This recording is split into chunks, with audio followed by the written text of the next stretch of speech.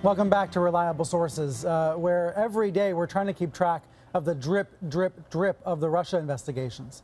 It was reported this week that Special Counsel Robert Mueller is asking the White House to provide documents related to Trump's actions as president, not just pre-campaign, pre-election day, but issues recently.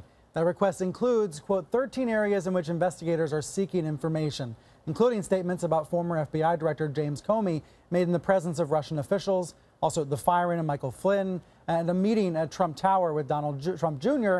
As you recall, he sought to get damaging information about Hillary Clinton from Russian individuals.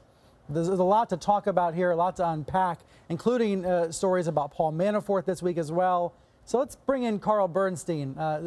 Carl's always the person I want to hear from when we're talking about these investigations. Of course, one half of the famed Woodward and Bernstein duo, now a CNN political analyst.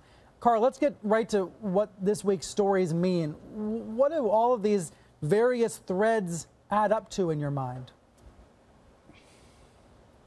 Two things. First, that Robert Mueller, the special counsel, is looking at the conduct of President Donald Trump, members of his family, especially Jared Kushner, also his closest campaign aides, in terms of their dealings with Russia, ethno-Russians, during the campaign and before, and in business. But there's a much larger context that now informs the whole investigation, and that is the conclusion of the American intelligence community under Donald Trump, not under Obama, that now is certain that the Russians were very, very effective in undermining the campaign of Hillary Clinton, in specifically helping Donald Trump. And we keep hearing the word collusion, which is not a legal term. What Mueller is focused on is something quite different than a simple idea of collusion.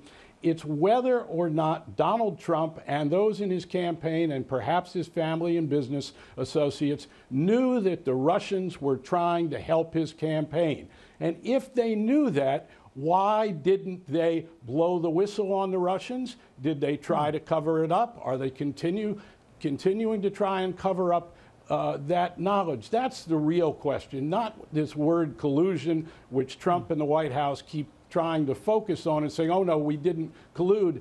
Did they know the Russians were trying to help Donald Trump? That's the big question, among others, including the possible obstruction of justice that the investigators are looking at. And you're getting this from reading all these stories and piecing it together, or from sources directly involved? Both. And let me tell you something about sources here that I think readers and viewers of these accounts that are so prevalent in the last few months need to understand. Yeah.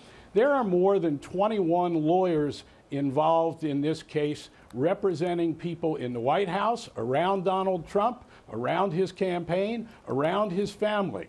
And they have had dealings with Mueller. And it's very possible, from exhaustively talking to these lawyers and people in the White House and in the intelligence community, to get a much clearer picture, such as I've just given, of what Mueller is looking at. He has a sprawling investigation going into obstruction of justice, possibly by the president, involving the firing of Comey, into whether or not Trump, his family or aides, knew anything about the Russians trying to help their campaign. If so, did they try to cover that up? This gives a little more clarity. And to build on what Mark Warner just said, and I think Warner could tell us even more about this, the Russians were deadly effective in how they bought this time from Facebook and others. One example that I can give, and I believe Mr. Warner knows about it, certainly others on the Hill know about it, is that the Russians bought ads to keep front and center in Wisconsin and other states the issue of Black Lives Matter, understanding that if they kept going ahead and pushing this idea, this controversial notion of Black Lives Matter being crucial to the presidential election, it would turn out certain white voters in opposition to Hillary Clinton and in favor of Donald Trump. So there's this sprawling canvas in front of us, and that is incidentally one reason why Trump is so assertive in his tweets, Calling it a this hoax, is you a mean? hoax, Calling it a hoax? that the Russians didn't calling the investigation I think he's a hoax. inoculating It's his anything but a fans hoax. against all the stories that you and others are reporting. He's telling his fans, don't believe a word of it.